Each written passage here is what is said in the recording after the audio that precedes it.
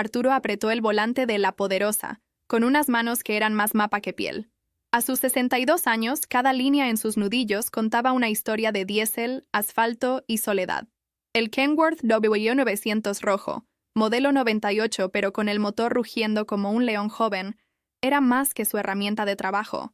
Era su confidente, el caparazón de acero que lo había protegido de tormentas, asaltos y de los peores fantasmas, los de la memoria. Pero La Poderosa no podía protegerlo de la llamada que había recibido esa mañana. Una llamada de un número privado, con una voz que no pedía, ordenaba. Una voz del ejército. Ahora estaba aquí, en el calor seco de Oaxaca, esperando en un camino de terracería que olía a polvo y miedo, a las afueras de una base militar que ni siquiera aparecía en los mapas. El sol caía, tiñendo el cielo de un naranja violento. Arturo pensaba en Sofía, su nieta. La imagen de su risa pálida, de sus ojos grandes y tristes en la cama del hospital, era un ancla en su pecho. Los doctores locales se habían encogido de hombros. La única esperanza era un tratamiento experimental, una cirugía delicada en una clínica en Houston, un lugar cuyo nombre sonaba a privilegio y a un dinero que él, un trailero veterano, jamás podría reunir. «Necesitamos $150,000, abuelo», le había dicho su hija, con la voz rota. 150,000. Una vida de fletes no alcanzaba. Fue entonces que la llamada llegó. «Usted es Arturo Valenzuela. El mejor. El discreto». La voz le ofreció una suma absurda. $200,000. En efectivo. Por un solo viaje. Un transporte de seguridad nacional. Arturo, que había rechazado toda su vida las cargas chuecas, el dinero fácil de la maña, sintió el hielo en la columna. Pero la imagen de Sofía borró cualquier principio. «Acepto», dijo, y el sabor a ceniza le llenó la boca. Ahora, en el crepúsculo, un convoy de Humvees se acercaba, levantando una nube de polvo que parecía tragarse la luz. De uno de ellos bajó un hombre. No era alto, pero su presencia llenaba el espacio. Uniforme impecable, botas que brillaban incluso en el polvo. Un teniente, de apellido Rojas. Su rostro era una máscara de eficiencia fría. No le dio la mano. «Señor Valenzuela, agradecemos su patriotismo», dijo, aunque ambos sabían que el patriotismo no tenía nada que ver. «Va a transportar una unidad de contención refrigerada. Destino: un almacén federal en las afueras de Chihuahua. 3 días, sin paradas no autorizadas, sin comunicación externa. Y sobre todo, Valenzuela». Rojas se acercó, y Arturo pudo oler el almidón de su uniforme y algo más. Un antiséptico caro. «Bajo ninguna circunstancia, ninguna, abra, revise o intente verificar la carga. ¿Entendido?» Arturo asintió, la garganta seca. «Entendido, mi teniente». Mientras hablaban, un montacargas militar, operando en una oscuridad casi total, sacó el contenedor. No era grande, apenas la mitad de una caja estándar, pero era distinto. Era de un metal negro mate, sin marcas, sin números de serie. Estaba sellado con cerrojos que parecían más de bóveda bancaria que de transporte. Lo subieron a la plataforma de La Poderosa. El camión se quejó. Un crujido metálico bajo el peso, aunque no era tan pesado. Era un peso denso. Su copiloto, Javier, ya fue instruido por separado. «Está en la base. Lo encontrará en la salida», dijo Rojas. Le entregó un sobre manila grueso. «La mitad ahora, la mitad al entregar». Luego le dio un teléfono satelital sellado. «Solo para emergencias. Y créame, no quiere tener una emergencia». Rojas lo miró, y por un segundo, Arturo vio una fisura en esa fachada de acero. ¿Era miedo? «Este transporte es vital para el país. No falle». El teniente subió a su Humvee, un vehículo que contrastaba con su BMW último modelo que Arturo había visto estacionado cerca de la garita, un lujo silencioso en medio del complejo militar. Los vehículos se fueron, y Arturo quedó solo con la caja negra en su remolque. Encendió el motor de La Poderosa. El rugido familiar sonaba diferente esta noche, sonaba tenso. Subió a la cabina, y el olor familiar a cuero gastado y café rancio no lo reconfortó. Miró el sobre en el asiento del copiloto. $100,000. El primer pago para salvar a Sofía. El primer pago del diablo. Porque Arturo Valenzuela, con 40 años de carretera, sabía una cosa. El gobierno solo pagaba así por 2 motivos. Por algo que querían proteger a toda costa, o por algo de lo que querían deshacerse desesperadamente. Mientras enganchaba la marcha, un pensamiento frío lo golpeó. ¿Qué pasa si ambas cosas eran la misma? El silencio en la cabina era más pesado que la carga. Javier, su copiloto de los últimos 5 años, un hombre usualmente parlanchín y lleno de chistes malos, mantenía la vista fija en la carretera, sus nudillos blancos sobre las rodillas. Tenía 40 años, la edad que tenía el hijo de Arturo si no se hubiera perdido en el norte. Javier también había sido instruido. Le habían hecho firmar tantos papeles en la base que, bromeó sin gracia, sentía que había vendido su alma. Ni una palabra, compadre, le dijo a Arturo mientras salían de la zona militar. Nos dijeron que si hablábamos, nuestras familias ni siquiera encontrarían nuestros cuerpos. Arturo solo asintió. La noche los tragó. Estaban en la carretera federal 190, dirigiéndose al norte, hacia Puebla, para luego tomar las autopistas que cortaban el corazón del país. El plan era conducir sin parar, turnándose cada 6 horas.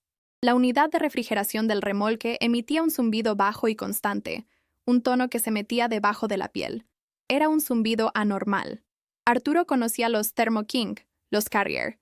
Este era silencioso, pero insistente, como un insecto atrapado en un frasco. Arturo tomó el primer turno. Intentó enfocar su mente. La disciplina de la carretera. Revisar espejos, sentir la vibración del motor, medir las distancias. Era un baile que conocía de memoria, pero esta noche el baile estaba descompasado. La poderosa se sentía perezosa, reacia. El motor, que él mismo había ajustado hacía una semana, parecía luchar.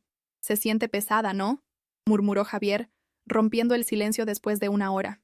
«Como si trajéramos el doble de carga». Arturo asintió. «Es el peso muerto. Siempre se siente diferente». Pero ambos sabían que era más que eso. El aire en la cabina se sentía estático, cargado de electricidad. La radio, que siempre sintonizaban en alguna estación de rancheras o en el programa de radio nocturno La Mano Peluda, solo emitía un siseo blanco, ni siquiera AM. «Debe ser la sierra», dijo Javier. «Siempre se pierde la señal por aquí». Pero Arturo había cruzado esa sierra cientos de veces. Siempre agarraba, aunque fuera con estática, la señal de Oaxaca. Ahora, nada. Solo el siseo. Y dentro del siseo, si ponía demasiada atención, Arturo creía escuchar palabras, susurros, fragmentos de conversaciones imposibles. No debieron... «Está despierto. Frío». Sacudió la cabeza.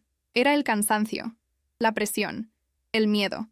«La mente es un imán», solía decirle su padre. «Atrae lo que teme. No le des entrada al miedo, mijo, o te construye un nido en la cabeza». Arturo intentó pensar en Napoleon Hill, en esos audiolibros de superación que escuchaba en los viajes largos. Todo lo que la mente del hombre puede concebir y creer, puede lograr. Bien, él concebía llegar a Chihuahua. Creía en su habilidad. ¿Lograría... qué? ¿Entregar esta cosa? Pasaron por Nochixtlán. El pueblo dormía bajo una luna pálida. Todo parecía normal, pero los perros no ladraban.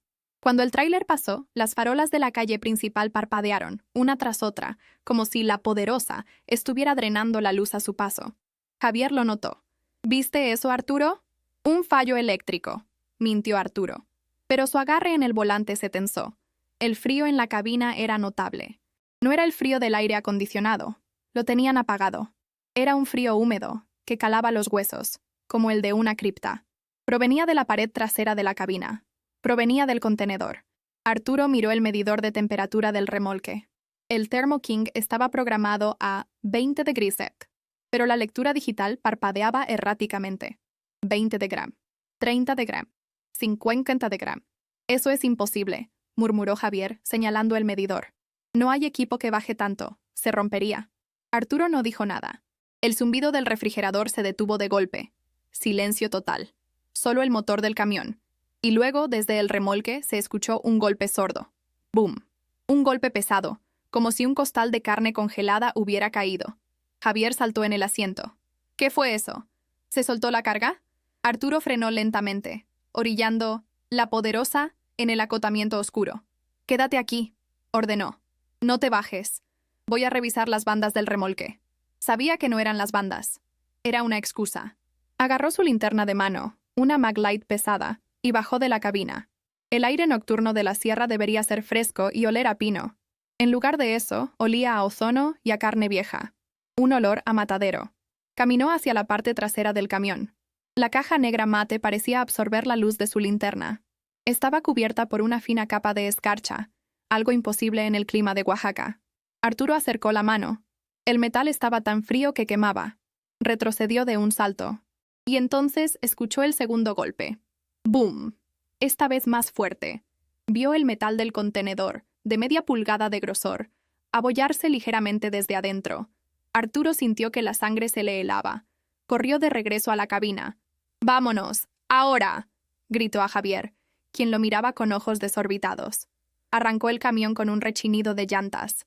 «¿Qué viste, Arturo? ¿Qué diablos traemos?». Arturo pisó el acelerador. La poderosa rugió, pero por primera vez, Arturo sintió que el camión también tenía miedo.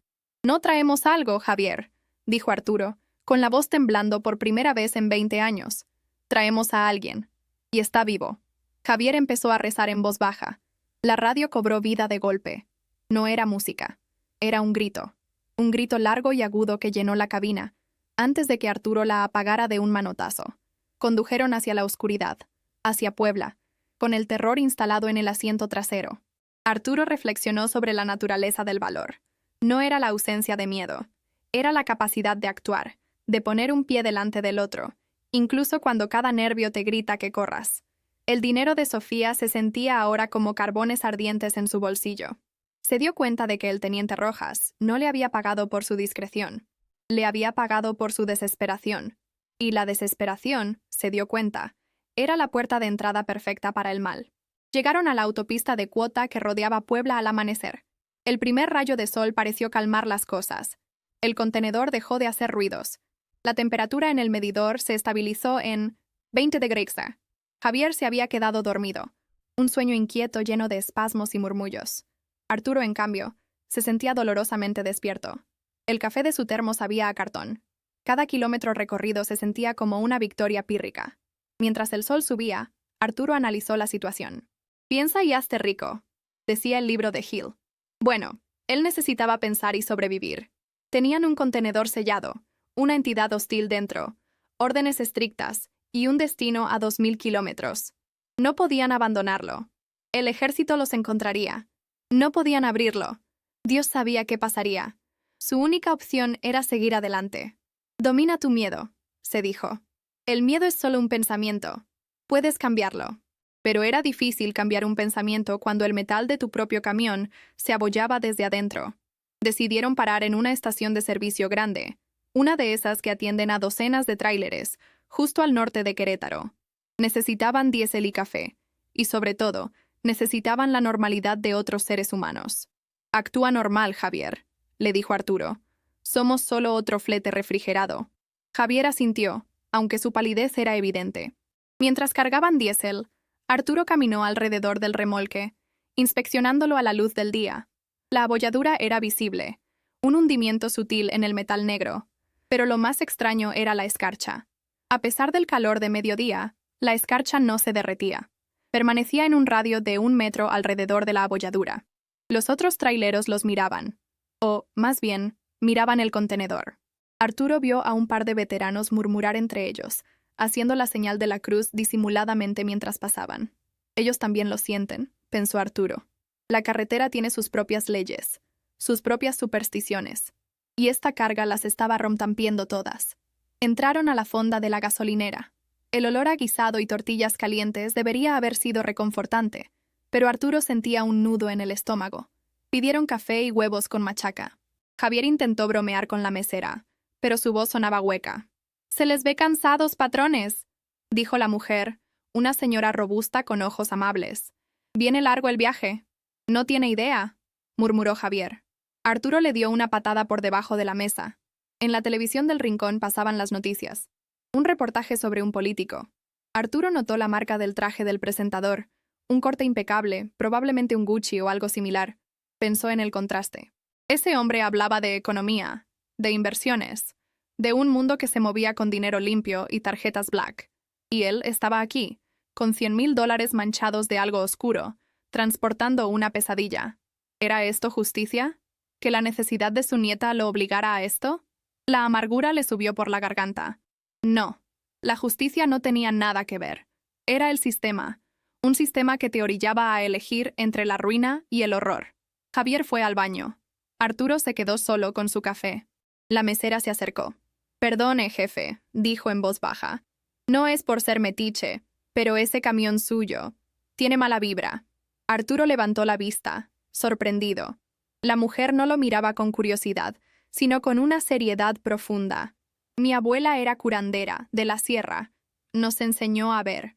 Lo que sea que traiga en esa caja, no es de Dios. Arturo sintió un escalofrío. ¿Qué?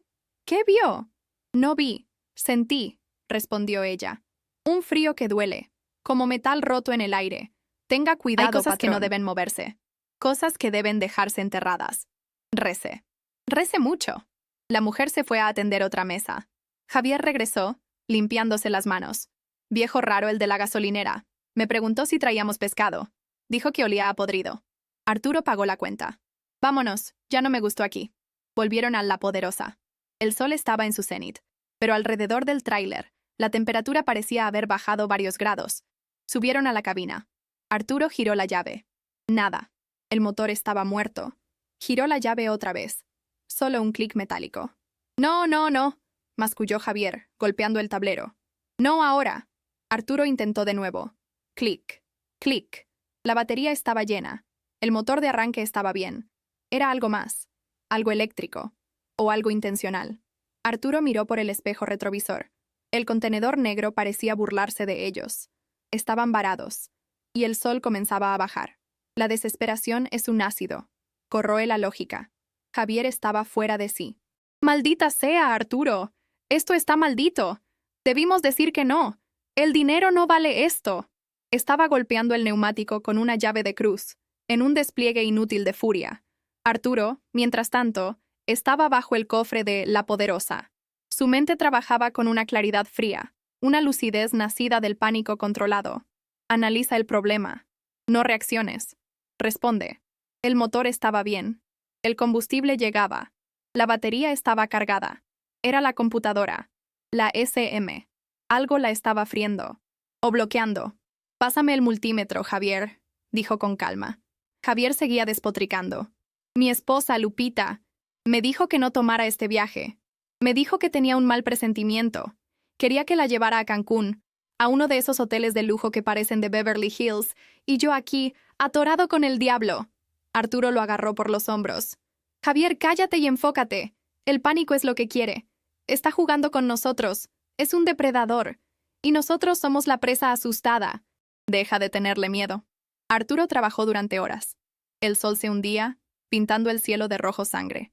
La estación de servicio se estaba vaciando. Pronto estarían solos. Probó los relevadores, los fusibles.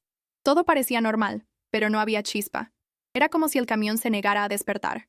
La presencia del contenedor se hacía más fuerte a medida que la luz moría. El zumbido bajo había regresado, pero esta vez no era del refrigerador. Era un sonido gutural, vibrante, que salía de la propia caja. Y los susurros. Ahora eran claros. No en la radio. Estaban en sus cabezas. Arturo, quédate. Es inútil. La voz era seductora, como la de su difunta esposa, Marta. Ya estás cansado, mi amor. Suelta el volante. Descansa. ¿Para qué luchar? El dinero no salvará a Sofía. Ella ya está con nosotros. Arturo tropezó hacia atrás, golpeándose la cabeza con el espejo. El dolor los entró. No, gritó al aire. No te atrevas a usarla. Javier lo miró como si estuviera loco. ¿Con quién hablas? Con la carga, dijo Arturo, limpiándose el sudor frío. Se dio cuenta de la trampa. La cosa no solo era fuerte, era inteligente. Hurgaba en sus mentes, buscaba sus debilidades. La desesperación de Javier por el dinero, el dolor de Arturo por su nieta. No podemos ganarle así, Javier, dijo Arturo, su voz recuperando la firmeza. Nos conoce. Tenemos que cambiar el juego. ¿Qué juego? Estamos atorados. Arturo miró la caja de herramientas, luego miró la computadora del motor. Si la SM está bloqueada, la desconectaremos. La Poderosa es vieja. Puedo puentearla. Arrancarla a la mala como en los viejos tiempos. Sin computadora. Solo motor, diésel y fuego. Era un riesgo enorme. Podía quemar el motor por completo, pero era su única oportunidad. Necesito que me cubras, dijo Arturo. ¿Cubrirte de qué? En ese momento, las luces de la estación de servicio explotaron. Todas a la vez. Una lluvia de chispas y vidrio. Quedaron en oscuridad total, salvo por las luces de emergencia de la tienda, que emitían un brillo rojo fantasmal.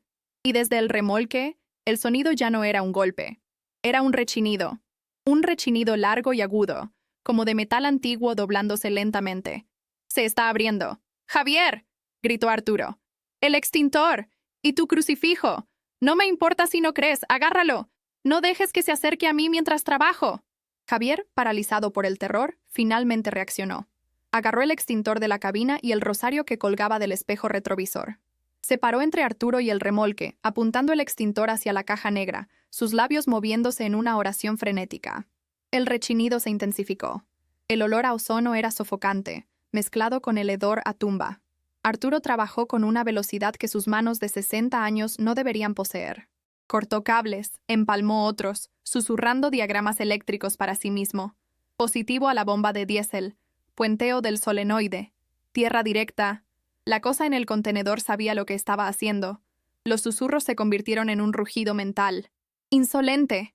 Morirán aquí. La carretera será su tumba».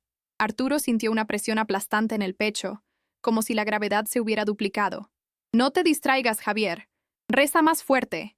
Javier estaba llorando, pero gritaba el Padre Nuestro. El contenedor se sacudió violentamente. La escarcha se extendió por todo el remolque, cubriendo las llantas, subiendo por los costados. «Ya casi», jadeó Arturo. «Ahora, Javier, cuando te diga, sube y dale marcha». Arturo conectó el último cable. Una chispa azul saltó, quemándole los nudillos. «Ahora». Javier corrió a la cabina. Arturo se quedó junto al motor, listo para hacer la conexión final. Javier giró la llave. Clic. «¡Otra vez!». Clic. «No te rindas, Javier. Cree», gritó Arturo, invocando a Gil, a Dios, a quien fuera. «La mente es todo». Javier cerró los ojos y giró la llave con toda su alma. Arturo hizo el puente final. El motor explotó en vida. Un rugido ensordecedor. Un humo negro y espeso. La poderosa estaba viva. Arturo corrió y saltó a la cabina mientras el camión se sacudía. «Acelera, Javier. Sácanos de aquí». Javier metió la primera. Las llantas traseras patinaron sobre la escarcha que ya cubría el asfalto. Por un segundo, no se movieron. El rechinido del contenedor era ensordecedor. Y entonces las llantas agarraron asfalto seco. La poderosa saltó hacia adelante, saliendo de la estación de servicio, dejando atrás una nube de humo y un charco de hielo antinatural. Condujeron hacia la noche, el motor rugiendo sin la computadora, sonando salvaje y desbocado. Habían escapado. Pero Arturo sabía que esto no había terminado. Solo habían ganado tiempo. Y la cosa ahora estaba furiosa. Condujeron toda la noche, turnándose, pero sin dormir. El camión, sin la computadora, era una bestia difícil de domar. Gastaba diésel como un loco, y el motor sonaba como si estuviera a punto de desvielarse, pero no se detuvo. Habían cruzado Zacatecas y entraban en el desierto de Durango. El paisaje se había vuelto árido, un mundo de cactus y polvo que reflejaba el estado de sus almas. El contenedor detrás de ellos estaba inquietantemente silencioso. Ya no había golpes, ni zumbidos.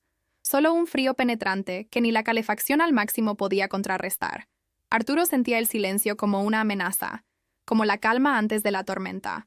«¿Está dormido?», preguntó Javier con la voz rasposa. «No», dijo Arturo, mirando el espejo retrovisor. «Está pensando. Está aprendiendo». Arturo había pasado las últimas horas reflexionando. Ya no se trataba del dinero. El dinero de Sofía estaba en el sobre, pero se sentía como veneno. Se trataba de la justicia. La mesera tenía razón. Había cosas que no debían moverse. El ejército había cometido una abominación. Habían desenterrado algo que no entendían. Y ahora, ellos eran los encargados de llevar esa plaga al corazón del país. ¿Y para qué? ¿Para estudiarlo? ¿Para convertirlo en un arma? El pensamiento hizo que Arturo se sintiera enfermo. Su misión ya no era entregar la carga. Su misión era asegurarse de que esta carga nunca llegara. ¿Pero cómo? Estaban en medio de la nada, con una entidad demoníaca en el remolque y, probablemente, el ejército monitoreándolos. El teléfono satelital que Rojas le había dado estaba en la guantera, silencioso. ¿Debía llamar? ¿Reportar la falla? No. Si llamaba, solo confirmaría su posición.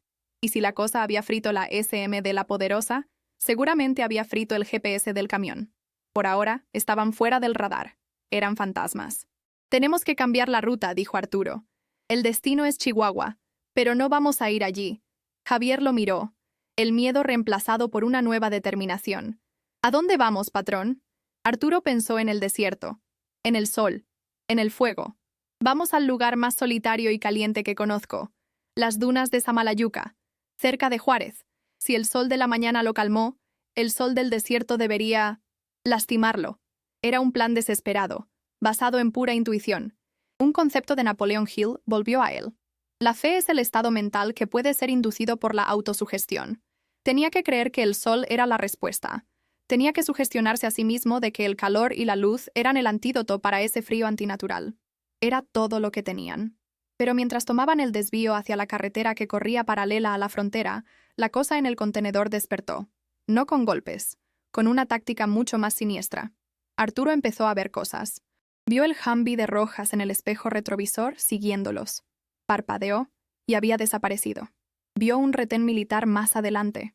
Frenó bruscamente, y no era más que el calor distorsionando el aire. «No te creo», susurró. «No eres real». Y entonces, la visión más cruel. Vio a Sofía, su nieta. Estaba parada a un lado de la carretera, en medio del desierto, con su pijama de hospital. Saludaba. «Abuelo, detente. Tengo miedo».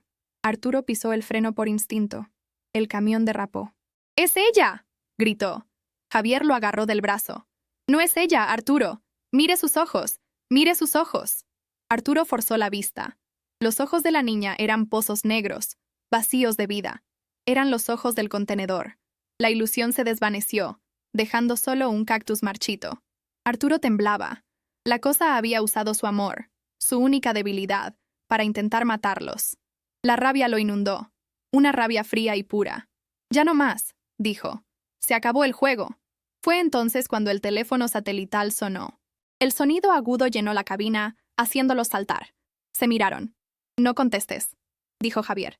«Déjalo sonar».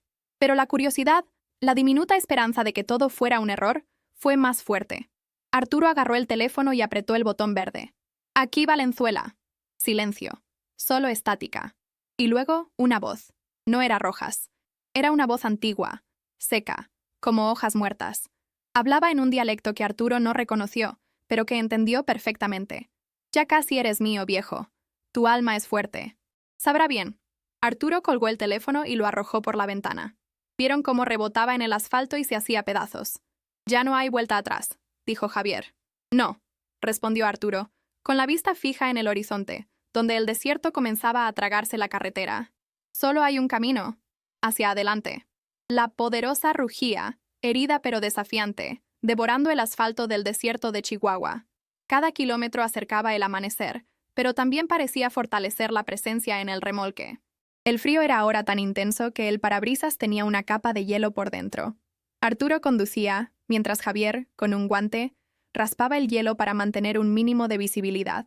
El motor, forzado al límite sin su computadora, tosía humo negro, una señal de que sus pistones estaban sufriendo. «No va a aguantar mucho más, Arturo», gritó Javier por encima del estruendo. «El motor está sobrecalentado, aunque la cabina esté congelada». «Tiene que aguantar», respondió Arturo. «Solo hasta las dunas». La contradicción era demencial. El bloque del motor estaba al rojo vivo, pero ellos estaban al borde de la hipotermia. La cosa estaba drenando toda la energía, todo el calor, y convirtiéndolo en su propio poder. Y entonces, las alucinaciones se volvieron colectivas. Ya no eran solo trucos mentales para Arturo. Javier también las veía. Vieron una manada de lobos espectrales corriendo junto al camión, con ojos rojos que los miraban fijamente. Vieron la carretera derrumbarse frente a ellos, un abismo negro que obligó a Arturo a desviarse bruscamente. Pero el abismo nunca estuvo allí. La cosa estaba proyectando sus pesadillas directamente sobre la realidad. «No mires a los lados, Javier», ordenó Arturo. «Mira el tablero. Solo dime la presión del aceite y la temperatura. Yo mantendré los ojos en la línea amarilla. Confía en la línea amarilla». Era un ejercicio de concentración extrema. Arturo redujo su mundo a una sola línea pintada en el asfalto. El resto era una ilusión, una trampa. «Enfoca tu deseo», pensó, recordando las palabras de Hill. «Mi deseo es el amanecer. Mi deseo es el fuego». De repente Javier gritó: «¡Arturo, las finanzas!». Arturo lo miró confundido. «¿Qué? ¡Las finanzas! ¡Revisa la cuenta!». Arturo estaba a punto de gritarle que se callara, cuando se dio cuenta. Javier no le hablaba a él. Javier estaba mirando su propio teléfono, que milagrosamente tenía señal. Sus ojos estaban vidriosos. La herencia de mi padre, se ha ido. La cuenta está bloqueada. Javier empezó a sollozar. Todo por lo que trabajé. Javier, es mentira, gritó Arturo, abofeteándolo. Es la cosa. Está en tu teléfono. Apágalo. Javier parpadeó, confundido. Miró el teléfono. La pantalla estaba negra. Nunca había habido señal. La cosa estaba atacando sus miedos más profundos. La ruina financiera, el fracaso familiar. Nos está desgastando, Javier. Quiere que nos detengamos. Quiere que nos rindamos de miedo. El camión dio una sacudida violenta. Una de las llantas traseras del remolque había estallado. No por un pinchazo. Había explotado hacia afuera, congelada y reventada como una botella de champán en un congelador. «¡No pares!», gritó Arturo, luchando con el volante mientras el remolque coleaba. «Sigue derecho. Ya casi llegamos». El amanecer llegó, no como una promesa, sino como una herida, un filo pálido y gris en el horizonte del desierto, y con la primera luz, vieron su destino. Las dunas de Samalayuca, montañas de arena blanca que se extendían hasta donde alcanzaba la vista. Un mar de silencio y sol. Pero también vieron algo más. Detrás de ellos, en la carretera, 2 pares de luces. Zombies. El ejército. «Rojas», masculló Arturo. «Nos encontraron». «¿Qué hacemos? ¡Nos van a atrapar!». Arturo tomó una decisión. Giró el volante bruscamente, saliendo del asfalto. La Poderosa se estrelló contra la arena suelta. El camión se hundió, las llantas girando desesperadamente. «¡Baja la doble tracción!», gritó. Javier activó las palancas. El camión rugió, las 12 llantas cavando, y comenzó a moverse, lento pero imparable, adentrándose en el desierto, alejándose de la carretera. Los Humvees se detuvieron en el asfalto. No los siguieron. Sabían que el camión no llegaría lejos. Simplemente esperarían. La Poderosa avanzó 1 kilómetro más antes de que el motor finalmente muriera. Un sonido horrible de metal raspando contra metal, y luego silencio. Estaban varados. El sol empezaba a calentar el aire, pero el contenedor mantenía un radio de frío mortal a su alrededor. «Es ahora o nunca, Javier», dijo Arturo, agarrando la Maglite y una barra de acero de la caja de herramientas. «Vamos a darle el sol que tanto odia». Salieron de la cabina. El silencio del desierto era absoluto. Arturo caminó hacia el remolque. El contenedor estaba cubierto de una gruesa capa de hielo negro. Los cerrojos, los que parecían de bóveda bancaria, estaban intactos. «Rojas nos mintió. Dijo que no lo abriéramos. Pero la cosa está tratando de salir», dijo Javier. «No», dijo Arturo, examinando la abolladura. «No está tratando de salir. Está tratando de entrar. Nos estaba usando para llegar a algún lugar. Y ahora que nos detuvimos...». El rechinido comenzó de nuevo, pero esta vez venía de los cerrojos. Clic, clic. Los mecanismos internos giraban, desbloqueándose desde adentro. «Javier, los tanques de diésel, rómpelos, inunda la arena». Javier, entendiendo al instante, corrió a los tanques del tractor.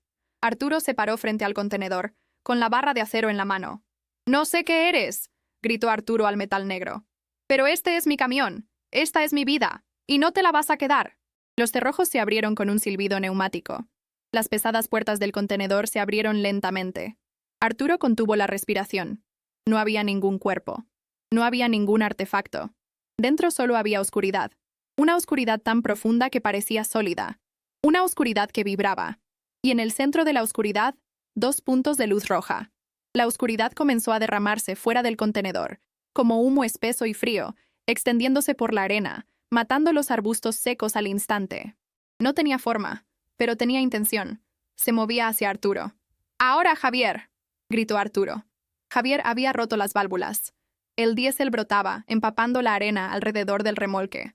La oscuridad se detuvo, retrocediendo ante el olor químico. «¡No le gusta!», gritó Javier. «¡El fuego, Arturo!». Arturo sacó un paquete de bengalas de emergencia de su cinturón. «Esto es por mi nieta», dijo. Encendió la bengala. El chisporroteo rojo cortó la oscuridad. La entidad en el contenedor emitió un sonido, un siseo de 1000 serpientes. Arturo arrojó la bengala. El mundo explotó. El diésel se encendió en un hush que lanzó a Arturo y Javier hacia atrás. Una pared de fuego naranja rodeó el remolque. El contenedor negro, ahora expuesto al sol naciente y a las llamas, comenzó a gritar. Era un sonido que desgarraba el alma, un chillido que no era de este mundo. El metal de la caja se puso al rojo vivo en segundos.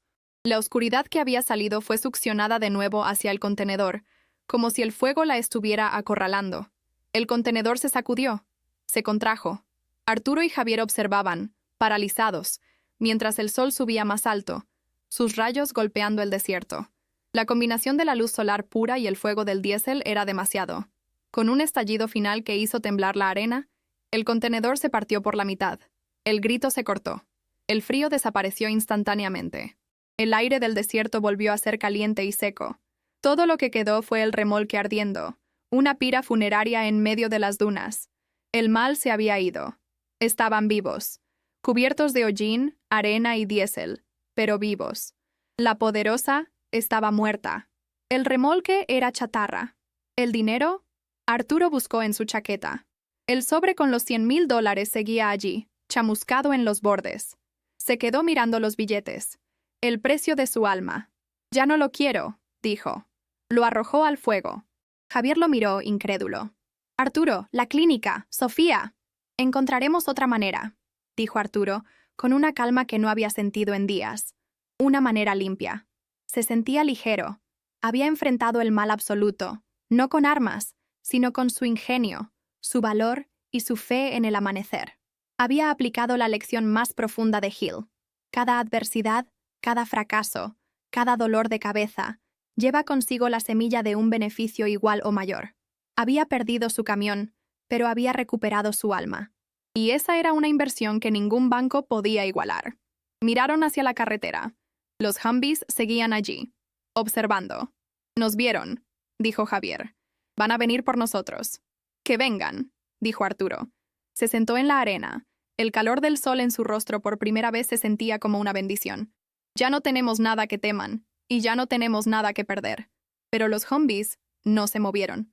Después de unos minutos, dieron la vuelta lentamente y se alejaron, desapareciendo en el horizonte. ¿Tenían miedo? ¿O su misión era simplemente observar? Arturo no lo sabía, y no le importaba. Se levantó. «Vamos, Javier, hay que caminar». Empezaron a caminar hacia la carretera, dos figuras pequeñas en la inmensidad del desierto, dejando atrás los restos humeantes de La Poderosa y la pesadilla que habían transportado. Sabía que su hija estaría devastada por el dinero perdido, pero le contaría la verdad, o parte de ella. Le enseñaría a Sofía que la verdadera riqueza no estaba en las clínicas caras, ni en las bolsas Chanel que algunas mujeres anhelaban, sino en la integridad, en poder mirar al sol de frente después de una noche oscura. Caminaron durante 1 hora antes de llegar al asfalto. El calor era brutal. Y entonces, un milagro. Un viejo camión de redilas, un Ford de los 70, se detuvo. El conductor, un campesino anciano con el rostro curtido por el sol, los miró. «Se ven mal, amigos. ¿Necesitan ayuda?» Arturo sonrió. La verdadera ayuda. La ayuda sin precio. «Sí, patrón», dijo Arturo. «Si nos acerca al próximo pueblo, se lo agradeceremos toda la vida». Subieron a la batea, entre costales de alimento para gallinas. El camión arrancó, traqueteando. Arturo miró hacia atrás, al desierto. El humo negro era solo una mancha delgada en el cielo azul. Había sobrevivido. Estaba cansado. Estaba arruinado. Pero estaba en paz. Sabía que encontraría la manera de ayudar a Sofía. El universo le debía una. Y Arturo Valenzuela siempre cobraba sus deudas. Gracias por llegar hasta el final de esta reflexión. Si estás leyendo esto, quiero que sepas que no estás solo o sola en tus propias carreteras difíciles. Ahora, te invito a un momento de calma. Te pido que comentes aquí abajo, que me digas desde qué ciudad o país nos estás acompañando. Saber de dónde eres nos une. Y si te gustó esta historia, por favor sigue este canal y compártelo. Eso nos ayuda a seguir trayendo más reflexiones. Me gustaría saber qué otras historias te gustaría escuchar. ¿Qué temas te tocan el corazón? Déjame tus ideas en los comentarios, porque tu voz es la guía de este espacio. Como agradecimiento por tu tiempo y porque sé que muchos buscamos cuidarnos, he dejado fijado en el primer comentario unas recetas de tés relajantes y unos postres muy ricos sin azúcar. Un pequeño regalo de mi parte. Gracias por tu apoyo. Que Dios te proteja a ti y a toda tu familia en cada kilómetro de su vida.